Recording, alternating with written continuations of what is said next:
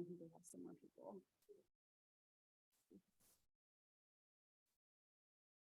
I think we do have most of our participants seem to be logging in remotely. Okay. All right. Sorry for the short delay, everyone. Can you all hear me? It seems like there's a little bit of an echo. Okay. All right. Thank you for troubleshooting for us. So I am incredibly excited to have our first in-person and hybrid event since COVID.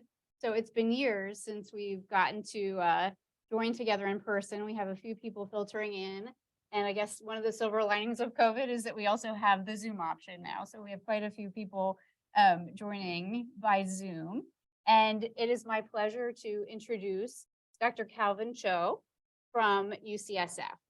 He is, I think, a role model for us all clinician educators, has all the expertise that we would love to have and often struggle with.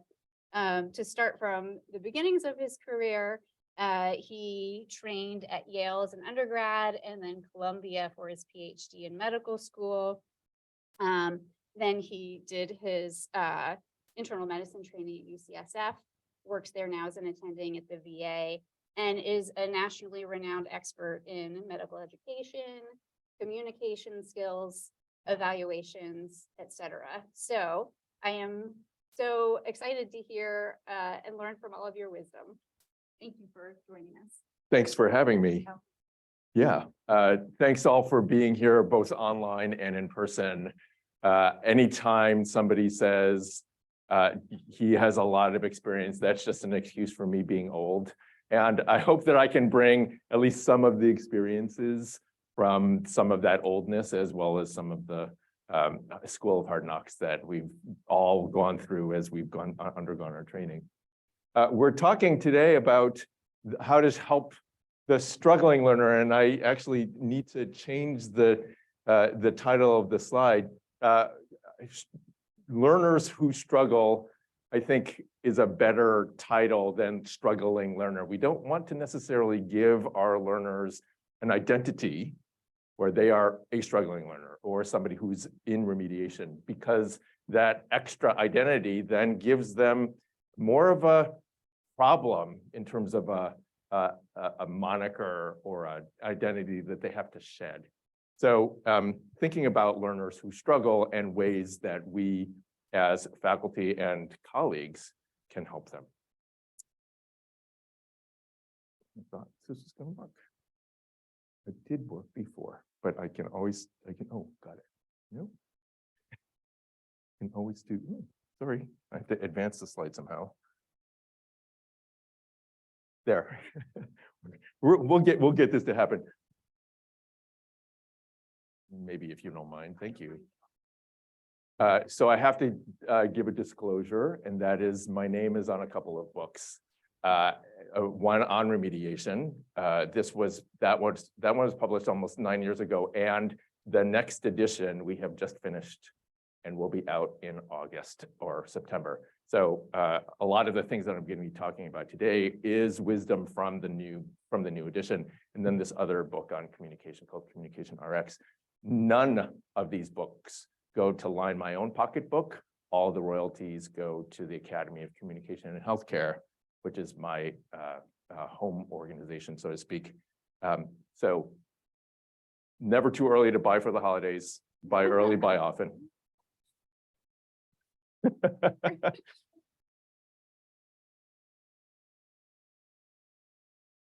think just click. I click. There you go. So some objectives for today. It's always interesting. This is one of the few times I've been giving a lecture in person, and I forget every time about the computer and having a mouse and having. So I am in remediation right now for this talk, and so and as we all struggle a little bit with what we do, it's just part and parcel of the territory that we have. So the objectives for today, fourfold. First, define remediation. Second, talk about trajectories of where our learners might be as they struggle, name steps of remediation and features of each step, and finally, commit to best practices in education, which then supports all learners. How are we going to get there is on the next slide, which is the roadmap. We'll start with some definitions and framing. We'll go to steps of remediation, and then we'll go to some system interventions. Before we start with that, though, I'm going to start with a question for you. Why are you here? So if you will, I'm not going to have you out yourself by raising your hand. I have about 5 options here, but consider for yourself a question as you think about why you're here. We have 15 folks online and a scattering of folks here. Just thinking about why you're here, maybe you can click. Maybe you're here because you do lots of remediation and you want to validate your approach. Maybe you're here because you're interested in doing more remediation work and learning more. Maybe you're just kind of curious. Maybe you were forced to be here. Maybe because all of your learners are terrible. So I'm hoping that all of you fall into at least one of those categories, or maybe a couple of those categories. And what I'm hoping is that by the end of the session today, that you'll have a sense for which of those categories you might fall into and how you might be able to metabolize some of those initial thoughts and feelings. We're going to start with what's called a TRIZ. That's an acronym, an Eastern European acronym for a wicked question. And I'll show you the question in a moment. And also, as we start thinking about this question, typically with grand rounds type presentations, the star from afar person up front tells you all the things that you should be doing, and then you're supposed to go do them. In today's talk, it'll be more me asking you questions about the things that we have found as we have put together this new edition of the remediation book, and thinking about how you can implement some of the things that we have discovered are best practices. So so this is just the first question of a host of questions that I'm going to be asking you throughout the presentation. So I want you to consider this question first. What can we do to ensure that at least 25% of our trainees are guaranteed to be unable to practice safely without supervision or have unacceptable lapses in professional behavior? What can we do to guarantee that our trainees are going to fail or are going to not get where we want them to get? I'm going to open up the chat. Would love to have the folks in the room think about that and tell me a couple of things that would guarantee that our trainees would not do well.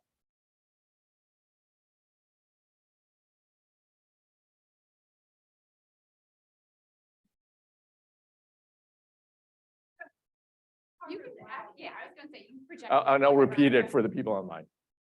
What's your name? Radhika? Nice to meet you. I'm actually thinking there's not a whole lot in terms of 100% guarantee. I think that a lot of it, I mean, unless we just got rid of the program or something, but beyond that, I think if they're dedicated, then they will find a way. Okay. I mean, in my opinion, I think I'm hard pressed to think of something we could do that would 100% guarantee that 25% would not be able to practice independently. So one thing is to get rid of the program. Yeah, short of that, yes. That is a possibility. That is not a possibility. Then we'd all be out of a job, right? We don't want that. We don't want necessarily that to happen. And one way to guarantee that would be 100% of trainees. If you got rid of the program and had no recourse for them, then all of them would not be able to perform up to standards, right? Are there other things that you can think of that guarantee that our learners would not be able to perform up to standards?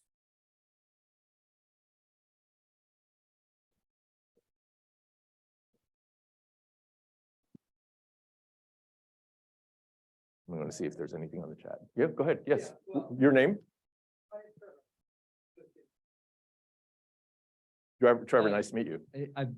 The question isn't an easy one, but I guess I would say if we were going to guarantee that they would be unable to do this at the end of their training, then one thing we would do is to not remediate that error when it occurred during their training. Yeah, you see an error or something not happening, and you just turn a blind eye to it, right? Don't pay attention to it. Exactly. Other things that come to your mind. Let's see if there's anything in the chat.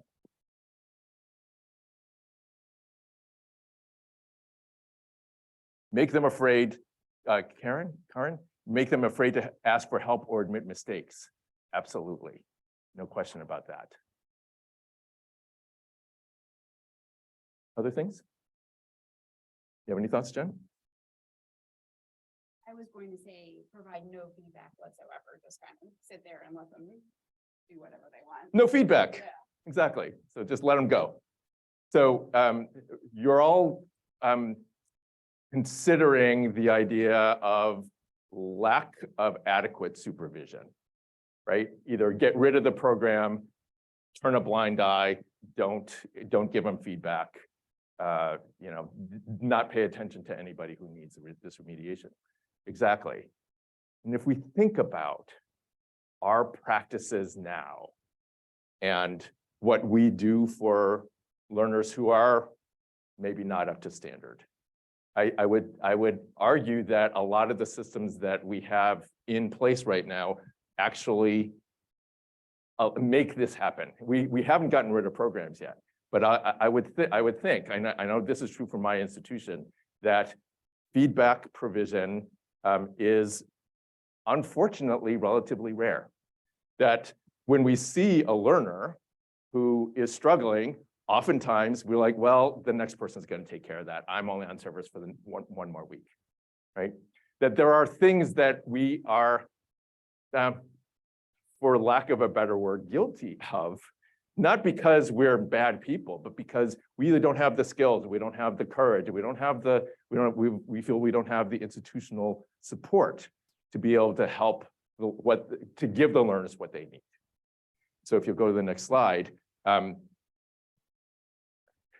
some point, we're on, there we go.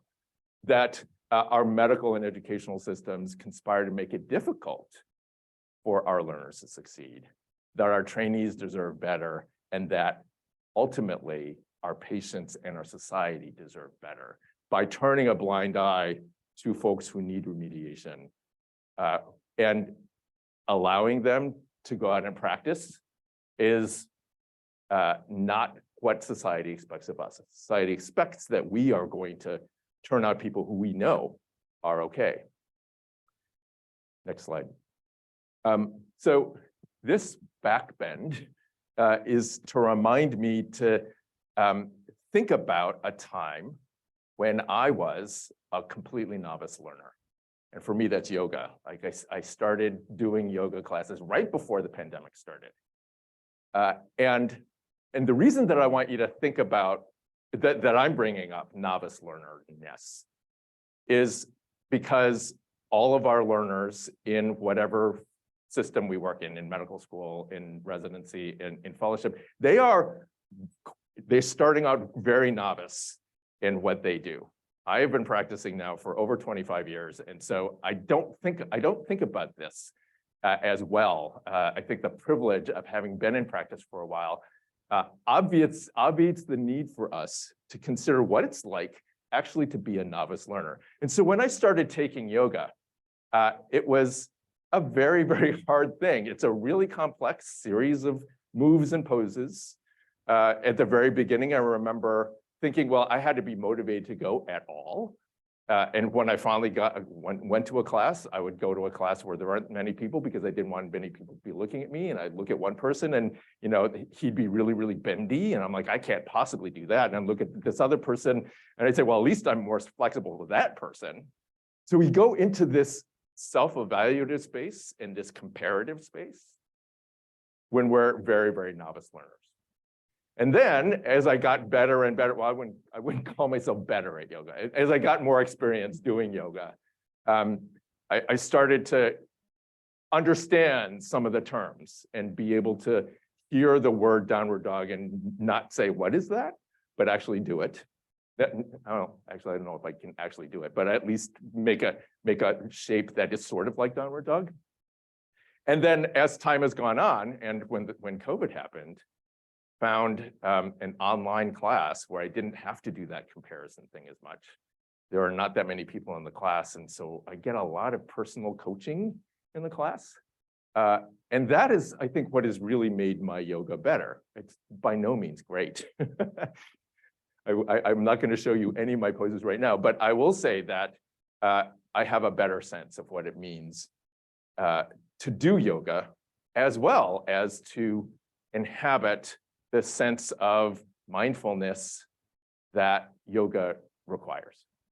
And so as we think about the novice learner and thinking about throwing at them all of the knowledge, the knowledge that we want them to learn, all the skills that we want them to learn, all of the professional attitudes that we ask them to do, sometimes not explicitly, that having empathy for that space of the novice learner will help us deepen our sense of responsibility to learners who need remediation.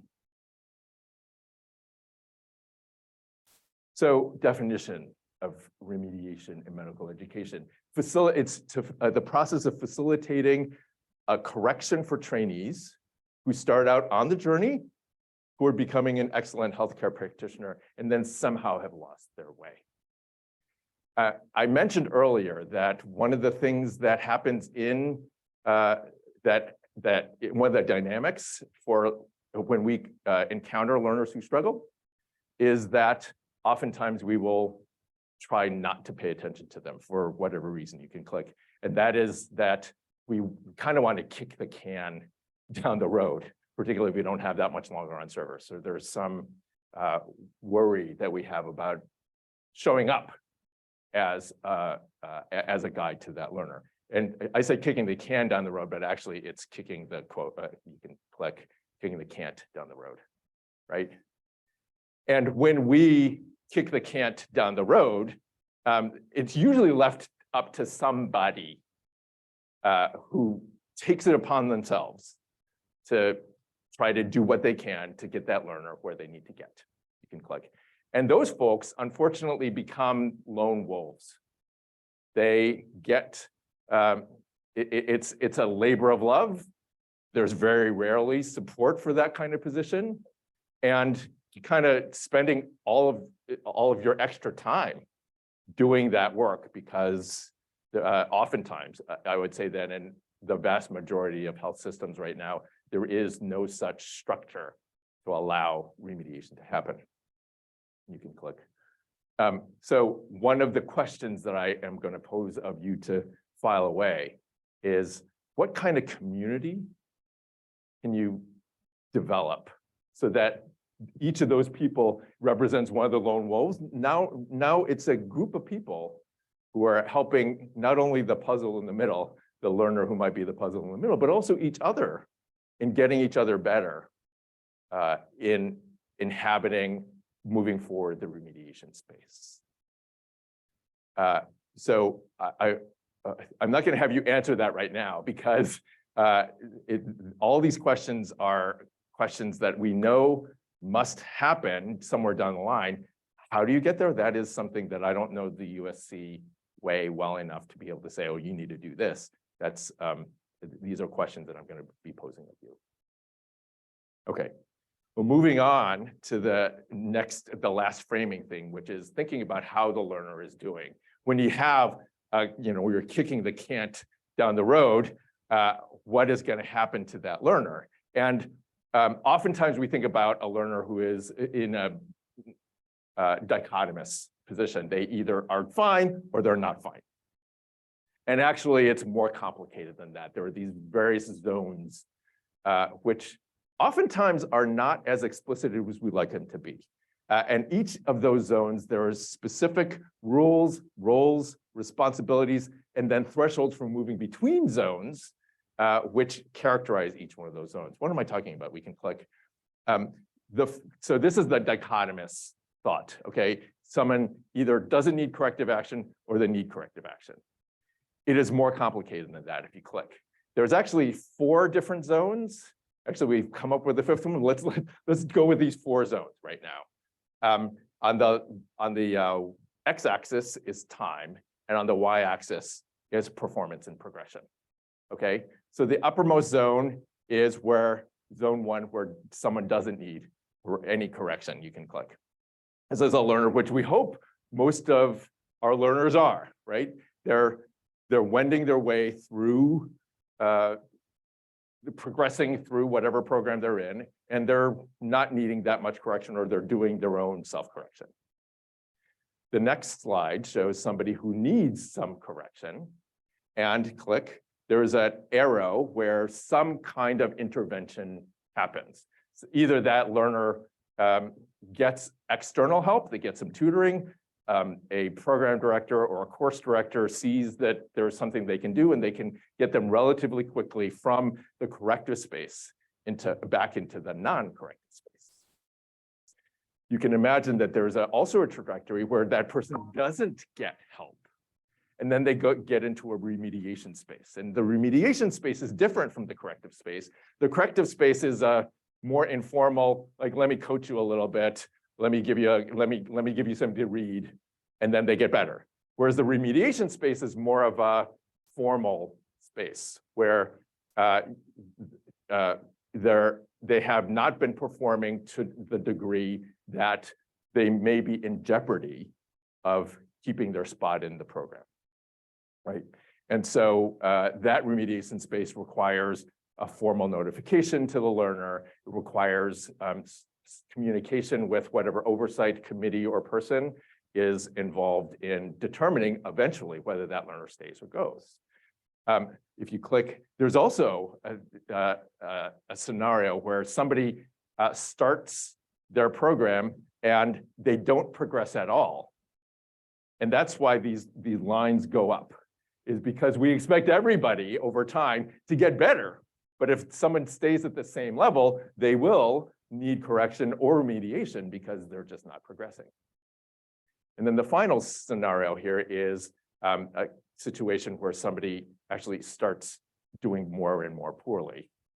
And we hope that doesn't happen, but this kind of scenario happens often in folks who have a serious professionalism lapse. In fact, sometimes the slope is even quicker than that.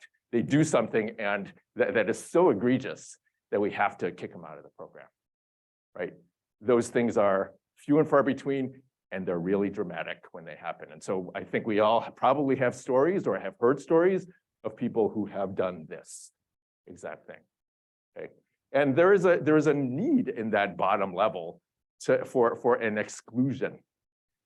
Unfortunately, this is a paper that was written about 10 years ago where there was a survey of programs across professions, across health professions. And what they found was that 80% of programs said that they knew of a learner, student, trainee who they had passed through the program even though they knew they shouldn't have. This failure to fail. So even though we know that there is this bottom area where we need to exclude a learner, we don't have the courage to do that. And there's many, many different reasons for that. You can click. And this is from the nursing literature, and I think it's a really useful way of considering the various levels. You look at the very bottom level, is the student or the trainee's performance. We could ask, would I let this trainee look after me? So that's learner level. And if the answer is no, then we go up to a level above that. Is there something that I have done where I haven't helped the learner adequately? Right? If I feel like I have done everything I can and it's at the level of the learner, then I also need to have institutional support. If I say to my institution, this learner really cannot progress, I feel worried that graduating them from our program is going to be a problem to society. If my institution says, well, you can't do that, that would be a bad mark on our program, then we can't fail that person. They progress, right? So on all of these levels, it's not just about the learner. It's not just about us. It's not just about our relationship with the learner. It's also the system, whether a system allows us to do what is necessary from a societal standpoint. And then if we can't do that, then we risk losing our license with society for saying we guarantee that practitioners from our programs are competent. We have a responsibility to society. Okay, that's enough with definitions and framing. We'll go to steps of remediation next. And the next slide is 5 different steps that I'll go through relatively quickly. We've got identification, clarification, collaboration on a learning plan, intervention, and then assessment. And then you'll see that yellow arrow underneath this learning plan intervention pieces are all about, throughout that process, we need to think about how are we doing as a program? How are we doing? How is our remediation program going?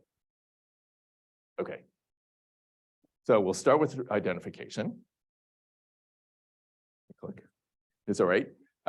Before we start with that, this is identifying a learner who needs remediation, right?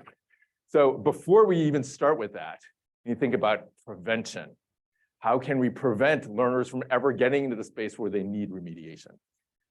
So setting clear expectations. I can tell you that it's only relatively recently, I would say within the last 10 years of my 25-year career, it's relatively recently that I've been able to clarify for myself what my expectations from my learners are. Learners used to come to me and say, well, what are your expectations? I'm like, I don't know, be on time. And now the more clear I can be about my expectations for when I work with a student in clinic, when I work with a team of learners on the inpatient setting, to be able to say, I expect that we'll be having feedback conversations regularly throughout the course of the 2 weeks we have together. I expect that you come in having read about the patient that we're going to see in my clinic this morning ahead of time, so that you know, and then come up with learning goals for that particular patient, right? So to be really explicit about that, so that you're providing a reasonable scaffold for a learner.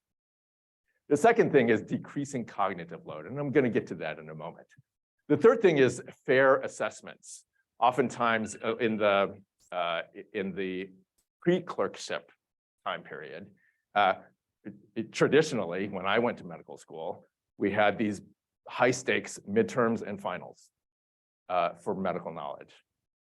And the science of learning has debunked that approach completely. What has been shown to be much more effective is ongoing quizzes, being able to retrieve information in different settings on a regular basis, and to be able to distribute that learning over time. It's not, we used to take anatomy. I think our first 3 months were anatomy and a little bit of biochemistry. So we're supposed to concentrate on anatomy, and the science of learning suggests that if you learn across disciplines, you learn it better. I think there's one more. Early identification, feed forward. I think if you click one more, there, we had to have Smokey the Bear prevent, only you can prevent forest fires, only you can prevent a remediation thing from happening. And sometimes early identification, we all know, is better. Feeding forward is an interesting concept in the literature. There's this idea that if we tell somebody who's coming up, if I'm on service right now and I have a struggling learner, if I tell the next attending, oh, by the way, this learner is struggling, then we may run the risk of labeling that learner as needing extra help. And at the same time, if I don't do that, if I'm the receiving attending and I don't know that a learner is struggling, then I have to kind of figure that out all by myself, and then time is wasting.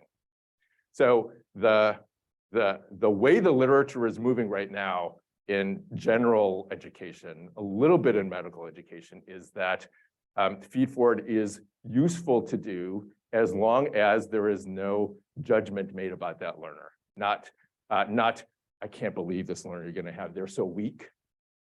But I've been working with this learner. They're working on their communication skills. This is as far as we've gotten. I think maybe you can work with this next, right?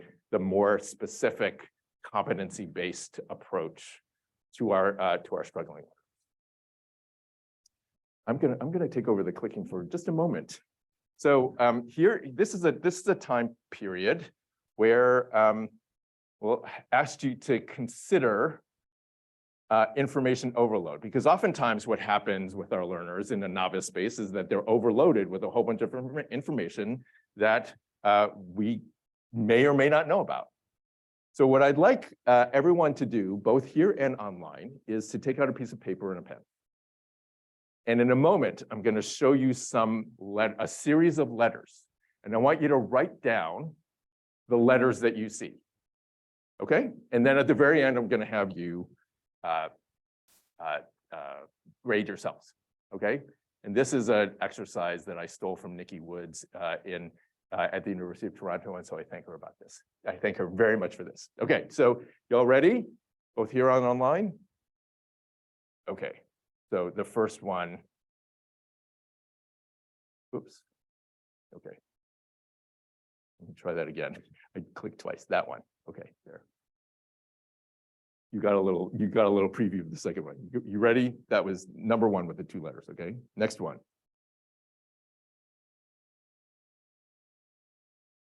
Ah, stop. Oh, I see, I know what I've done. I put a timer on this already. Okay. You got a little preview of the next one, which is 8. Okay, you got that? The 5-letter one? Next.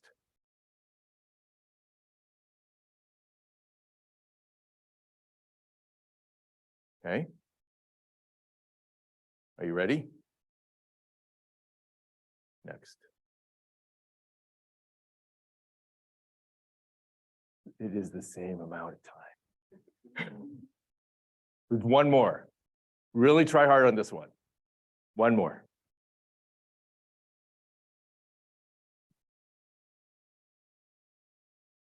Okay. So answer key coming up. You can see what you were able to do. I think it's a 0.5 second flash. So I'm assuming everybody got the 2, right?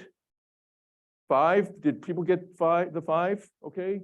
8, pretty much. Okay. I mean, this is that psychological literature from the late 1950s where we can hang on to 7 bits of information at any one given time, plus or minus 2. So 8 is kind of like pushing it. Anybody get all of 11? All of the 11 one? How many of those did you get? 4 or 5? What about the last one? Same, different? So Mike, you got 4 in number 11, but 7 in number 12, even though it is more letters, you got more the last time. Why do we think that Mike got more on the last one?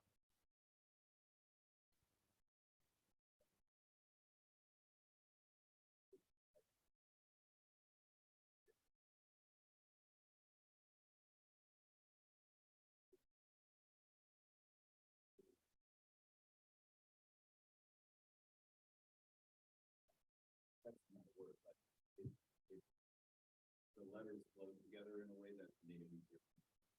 That's the only difference. The other letters up top in number 11 are open exam. You're bunching letters together in the 12, right? Anybody else? Any thoughts about why that last one you might bunch together more than 11? Vowels. There are vowels in the last one, and that allows us to see patterns in a way that we normally would see words, right? So there's a bum in there. There's an RV at the very end if you have an RV. Kest is not really a word, but it may look like a word. So so we anchor on vowels as organizing principles, if we were, in our language to be able to bunch things together. And the reason that the 11 one doesn't work so well is because I tried very hard to come up with a string of letters that don't have any association with each other. Unless your initials are DNT or BSR or something like that, you might see that as a familiar grouping. But I think that's one of the reasons why 12 is easier than 11. And so when we think about applying this to our learners, oftentimes we're giving them the list of 11. We're giving them a whole bunch of letters that don't have anything to do with each other. And so what are the vowels? What vowels can we guide our novice learners toward, particularly the ones who are in remediation, that might help them integrate information more effectively? I think I can do this, Jen. Have people heard of the ladder of inference? The concept from the 1970s, psychological concept, where we make very, very quick judgments about people, and then we act on those judgments. So in terms of how we might think about learners who struggle, it looks like this. The first thing is we take all possible observable data. For example, the student is reading the presentation, pause between the chief complaint and the history of prison illness, so flip over a piece of paper. That is the data that are there. Because the human brain cannot possibly integrate all of the data that are coming to us relentlessly all the time, we have to select information. We must select data. And sometimes that selection has to do with where we are that day. That pause seems like forever. And then once we select those data, then we go immediately to interpretation and conclusion drawing. Can't the student memorize the one-liner? He's always disorganized. And then we go to formulation of beliefs and taking actions. He's terrible. I roll my eyes and I've cut off the student's presentation, even though they've just said the chief complaint. Has this ever happened to you? It's happened to me. I used to do this all the time. I used to interrupt all the time. And imagine how this learner might feel. They might feel dejected, crestfallen, because they're trying their best and we have immediately interrupted them. So again, how can we calm our minds down so that we can help our learners who struggle, or even not even the ones who struggle, help our learners, any novice learner, get to the next level. This arrow is just to say these inferences occur within milliseconds. So we need to get ourselves down the ladder. Okay, so that's identification. When we identify a learner, sometimes we jump to conclusions. This learner is terrible. They need help, but I can't do anything because I'm going to kick the can down the road. Right? So if you have identified a learner and said, okay, I think this learner is struggling in this particular area, and I'm trying to figure out exactly why, the next step is clarification. Clarification involves really getting a sense of what's happening with this learner. So here's a actual learner that I had in my inpatient service many years ago. She's a mid-third year student. During rounds, she's looking down a lot. She's not interacting very much with the team. She's checking her cell phone a lot. And when she does her presentations, they're lackluster. Obviously, that's a judgment. Like they're not that organized. They're sort of rambling. Doesn't seem like she's trying very hard. Ideas in the room about what might be going on with this learner?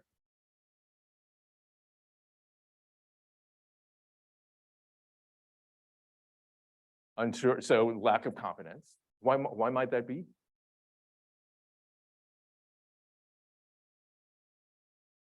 So there may be actually an organization issue. There may be a lack or a worry that she may not know enough. Other things? This is the clarification stage where rather than saying, okay, this person is really, really terrible, thinking about why. So this is another concept called the cone in the box.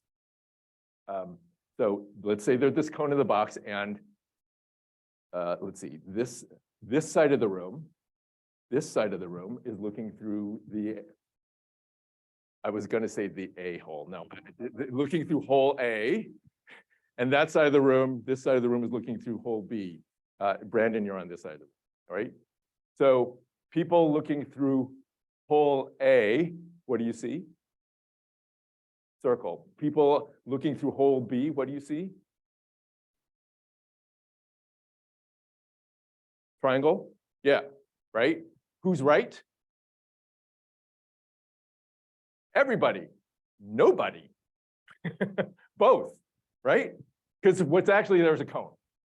So nobody's right and everybody's right from their perspective. You guys see a circle, that is a circle. You guys see a triangle, that's a triangle. So how can you marry those two different perspectives into the cone? Another reframing possibility for remediation. So when we are in clarification stage, back to Anna, what are the things that are going on with her? There are actually lots of possible things that are going on with her. Is there an underlying mental health issue that is undiagnosed or diagnosed but not known about? Is there a learning disorder that she's struggling with that we don't know about? Oftentimes in the health professions, we're not seeing people get through a certain level, and then finally, when the amount of information in medical school gets so huge, it uncovers an underlying learning disorder that they have been able to mask for a long time. Finally, this idea that there might be something happening in their personal lives that's affecting what's going on with them. And then there are also systems level things. I think, Mike, you were alluding to this a little bit earlier. Maybe she doesn't have that much confidence because there's an implicit message being told her that there's something about the way she is, one of her identities, that is not recognized. Is there something about the learning environment that doesn't allow her to succeed? Maybe she's not following enough patients and she's bored. Maybe she's following too many patients and that's why she's overwhelmed. And back to expectations, if I haven't told her at the very beginning, I expect you to be able to do a presentation fluently, ideally without notes.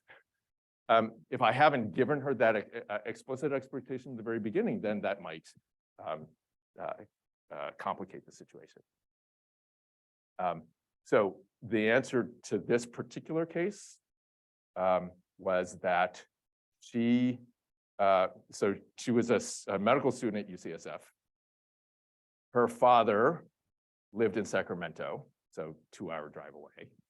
And every day, almost without fail, during rounds, he would text her to say, I think I'm going to kill myself. He had a history of depression and suicidality. So, why she'd be distracted? And every night, rather than staying in San Francisco and studying or being on call or whatever, she'd drive back to Sacramento and make sure her dad was okay. And then in the morning, she'd drive back to try to pre-round on her patients. Fortunately, we found this out in time, and now she's a cardiology fellow, or she just finished cardiology fellowship at UCSF. I mean, I'm glad that she succeeded, and sometimes some really, really serious stuff is happening to our learners that we have no idea about. When we identify a concern, there's a differential diagnosis, and this is why we talk about clarification. If it's a competency area deficiency, then we can talk about how to develop ways of assessing what was happening with them through feedback, and then try to help them.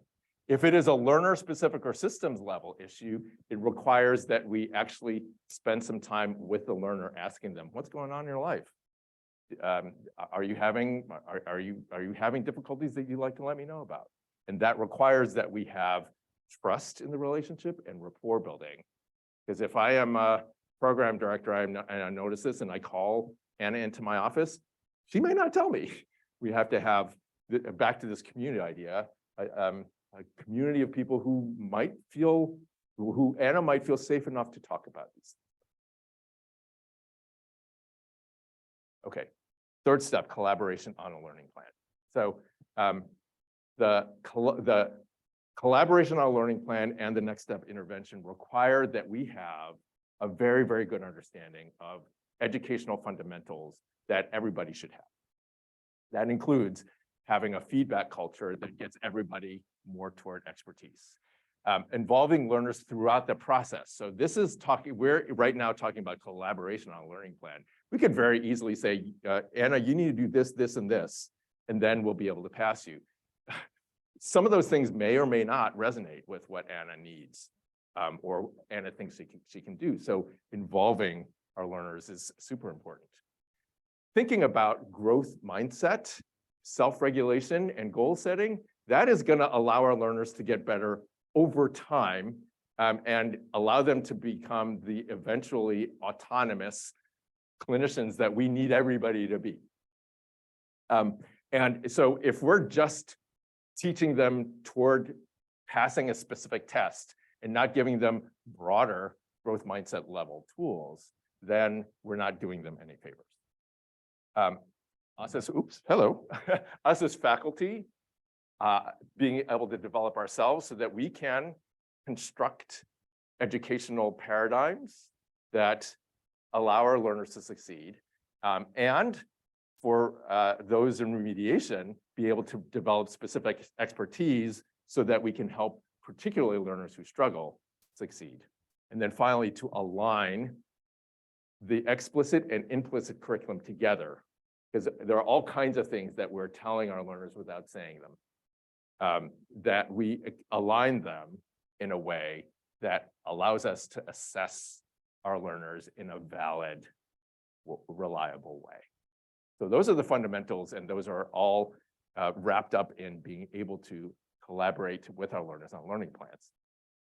Here are some considerations about learning plans. You're wondering why the basketball. This is a learning goals slide.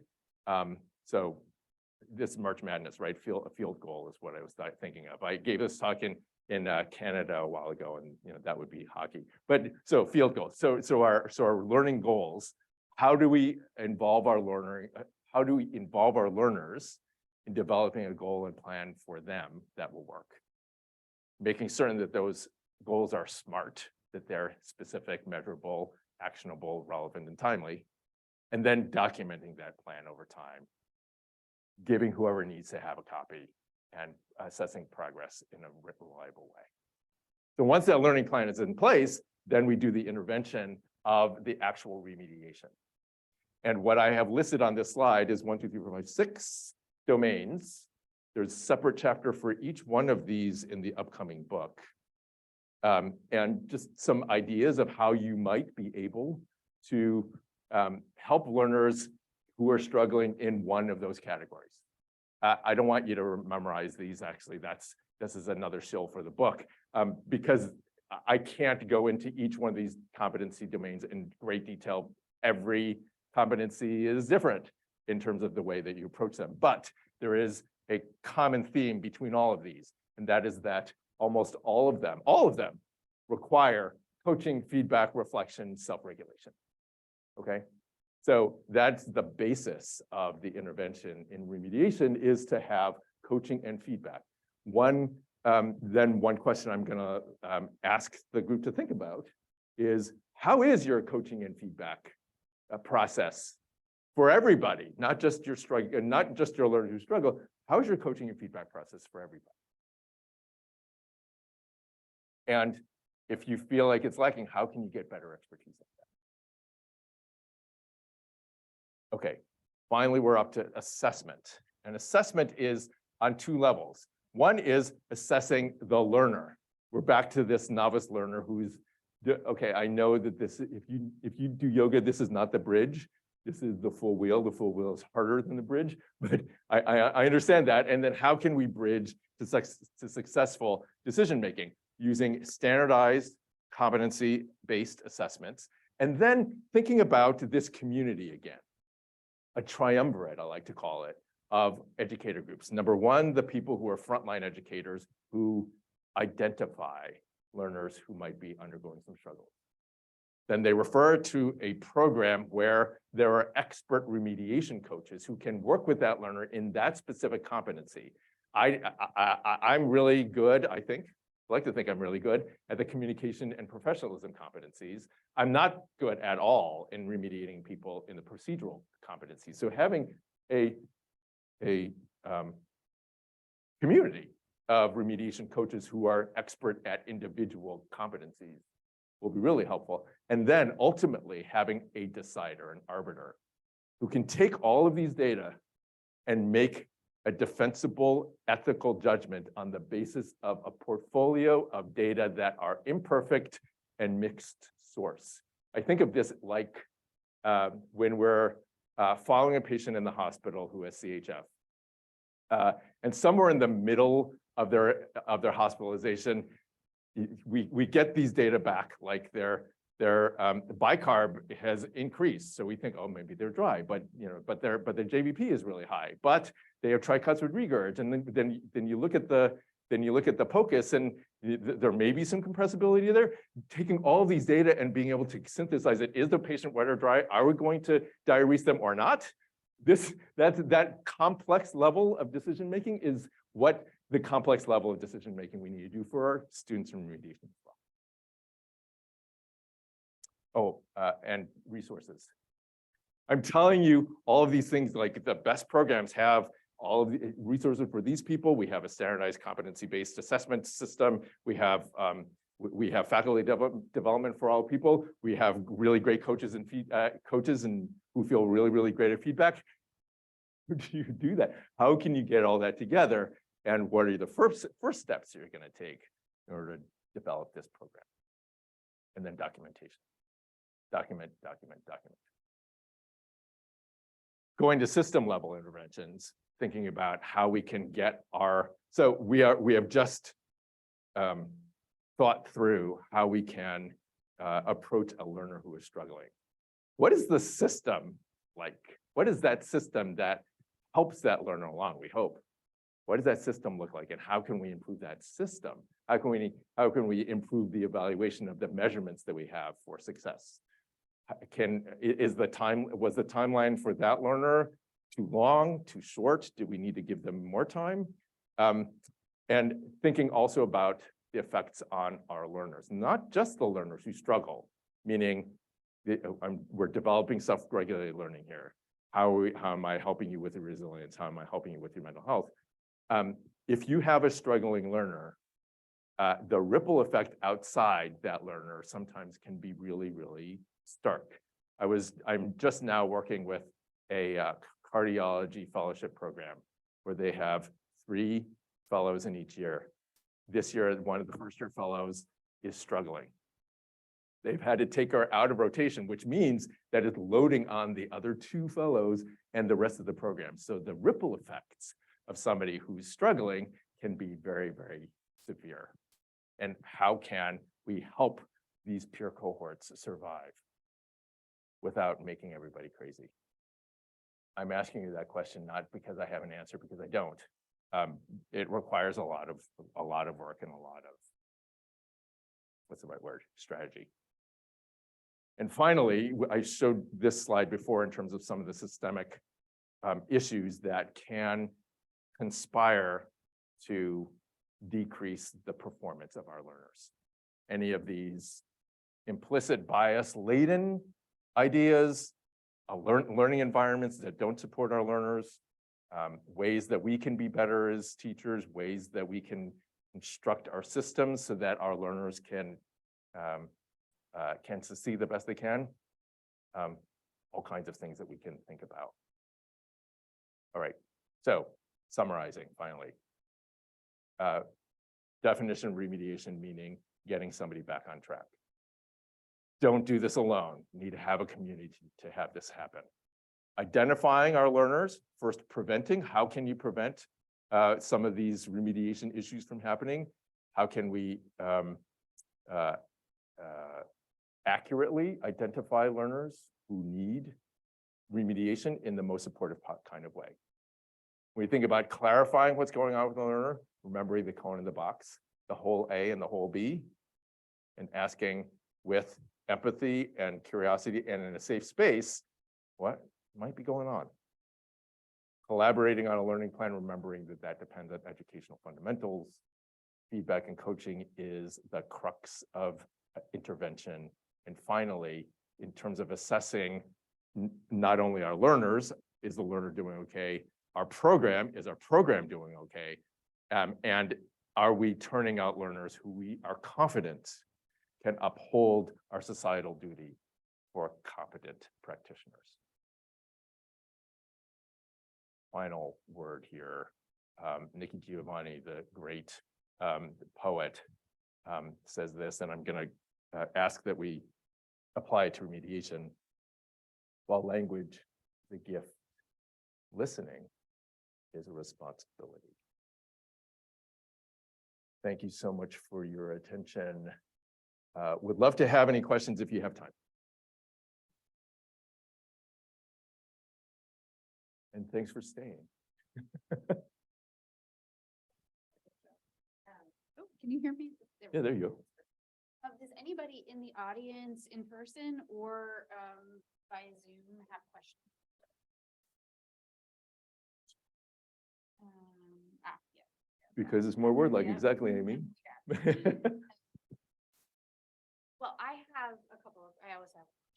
Lovely. How do you approach the learner who may be struggling for whatever reason, who lacks insight into their struggles? That is, I think that's the most important question that underpins a lot of remediation, because as we know, the literature of high-performing learners are more likely to rate their performance less highly than they actually are. And our low-performing learners, for whatever reason, tend to rate their performance higher than they're actually performing. And some of that is because of ego protection, probably, as well as other factors. So if I am having a conversation with a learner who appears to be struggling and they don't see it, there's three potential avenues into that. Number one, I'm asking them first, how do you think you're doing with this? They say, I think I'm doing great. Relationship development is really, really important in those situations, because if I say, well, actually you're not, then they're not going to believe me. So I have to work really, really hard on developing a relationship with that learner, so that when I say something that is counter to their own self-view, they will believe me. And so A, relationship development. B, another way to help that along is to, rather than having them say what they're doing poorly or a global assessment, I say, what do you think you're doing effectively? And particularly for learners who need remediation, because those learners know they're in trouble. They're going to be more defended. They're not necessarily going to see things that they actually are doing effectively. And I'm less likely to see the things that the learner is doing effectively, because I know that they are in remediation. So I have to look really hard for the things that learner is doing effectively, and then have that conversation with the learner. Really start in the appreciative space. Learners who come to me with communication skills issues, medical students, when I'm reviewing reviewing videotape with them, for example, I will stop the videotape. Almost always this happens. They'll walk into the room, they say hello to the patient, I'll stop the videotape. And the learner thinks, oh my God, I can't even get the hello right. And I'll say, what do you think you did effectively there? And they look at me like, what do you mean? I just said hello and I said my name. And I said, exactly right. Because first impressions are so important. If we don't make a good first impression, then we're spending a lot of our encounter with another person trying to recover that. So you stuck out your hand, you made eye contact, and you said what your name was. That is great. And so those kinds of reinforcing comments for learners who think they're in remediation can really support that sense, not just ego boost, like I'm being authentic about the fact that that was an important thing that they did. And then the third thing is, if the insight continues as I'm working with a learner, if the insight continues not to progress, is a meta level conversation. So a perspective taking conversation. So I've been working with you for a while, and I'm seeing that these things are working for you, and I'm seeing that these things aren't working for you, and I'm not getting a sense that you're seeing that. Tell me why. Tell me why you think that is. So it's a meta level conversation about not what you're doing, but what you see us doing. And that can sometimes break the ice a little bit sometimes, the perspective taking. It's also a professionalism competency, being able to take that perspective. So. Some questions from the audience are in the chat. Let's see. Don't be shy. Feel free if you're joining us by Zoom to unmute and pose your question or put it in the chat box. I have another question for you. Oh, yay. It's challenging. Oh, good. Sure. I'm up for it. Talking about coaching feedback and how that's kind of an important component of any of the competency realms, and kind of fostering a learner who struggles. Let me flip it around. How do I know that I'm doing it right? Yeah, it's such a great question. Like, am I okay? Am I okay? So that figure I showed from the nursing literature, that middle level as the mentor, is that my problem or the student's problem? Am I doing a good enough job? And this is where I think having the community around you is super important, because if you're a lone wolf and trying to do remediation, you have no idea. But if you're in a community of people, I can't tell you how many times that I've struggled, that I'm entering a remediation process with a learner who's struggling. And before I have a conversation with that learner, I'm trying to find people who know that learner from another context. I'm like, what's your, just data gathering. What's your idea about that? Where the learner is struggling. I want to make certain I'm helping this person as best as I possibly can. And then once I start working with that learner, I'm wondering, am I doing this okay? Is going back to those same people. This is what I've done. I'm not sure if this has landed from your knowledge of this learner. What do you think? And even if that person doesn't know the learner, just having your council of educators to be able to say, I'm just really struggling with this. I would love to hear your perspective of what I'm going through right now. I think that peer mentoring process is really, really important. It would be even better if there were a formalized remediation system where you'd be able to go to anybody, like a list of people, like, I don't know what to do. I don't know quite how to do this, but there's a list of people who are supported to do this work, ideally. Like, let me call that person, let me email that person to have a confidential conversation. It sounds a lot easier when I say it. In actual fact, there's a lot of emotion that goes into this. And so having people around you who can support you and the work is crucial. I think that this is one of the hardest things, or at least I'll speak for myself as a clinician educator, and I'm sure everyone has had struggles in knowing how best to help. But I think your point is very well taken, and we shouldn't have it just on our own shoulders.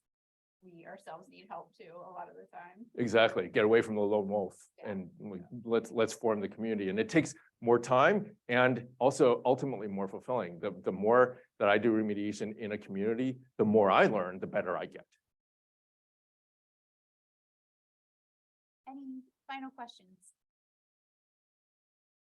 Thanks so much. I see Dr. Lynn out there. She's kind of our evaluations guru, so she's kind of at the core of our. Yeah, I have a. Yeah, no, that's fine. Okay, great. Happy to. Thank you so much for staying. 10 minutes over. Thank you, everyone. Have a good day.